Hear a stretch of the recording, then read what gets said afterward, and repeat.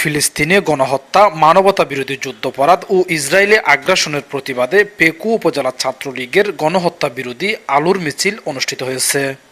সোমবার 13 মে বিকাল 4টার দিকে আলহাজ কবির আহমদ চৌধুরী বাজারের আওয়ামী লীগ কার্যালয় থেকে বিক্ষোভ মিছিল শুরু করেন। পরবর্তীতে বাজার প্রদক্ষিণ শেষে জনতা ব্যাংকের সামনে সমাবেশে মিলিত হন।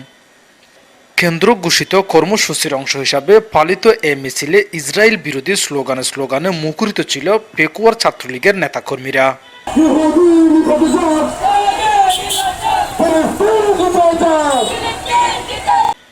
কর্মসূচির নেতৃত্ব দেন পেকু উপজেলা ছাত্রলীগ নেতা হামিম। কর্মসূচির ব্যাপারে জানতে চাইলে ছাত্রলীগ নেতা হামিম বলেন, কেন্দ্রীয় ছাত্রলীগের ঘোষিত কর্মসূচির অংশ হিসাবে আজকের এই বিক্ষোভ মিছিল রাষ্ট্র প্রতিষ্ঠার দাবিতে বিশ্বব্যাপী ছাত্র আন্দোলনকে স্বাগত জানিয়ে কেন্দ্রীয় ছাত্রলীগের নির্দেশে উপজেলা ছাত্রলীগ আজকের এই ছাত্র সমাবেশ ও পথযাত্রা আয়োজিত করেছে। মূলত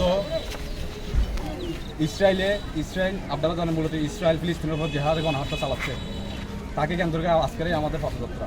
আপনারা জানেন, আজ থেকে 53 বছর আগে বাংলাদেশ প্রতিষ্ঠাকে বাধাগ্রস্ত করার জন্য পাকিস্তান আমাদের উপর যে হারে গণহত্যা চালিয়েছে।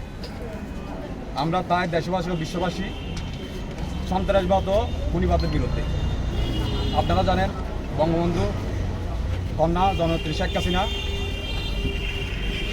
স্বাধীন ফিলিস্তিনি মুক্তির সংগ্রামে বিশ্বব্যাপী ব্রিটিশ সম্পর্কে চেষ্টা আছেন। আমরা তার চেষ্টায় ব্যবহার করার সংগ্রামে লিপ্ত। জয় বাংলা, জয় বাংলা, বঙ্গবন্ধু। কর্মসূচিতে প্রায় 5 শতাধিক নেতাকর্মী উপস্থিত ছিলেন।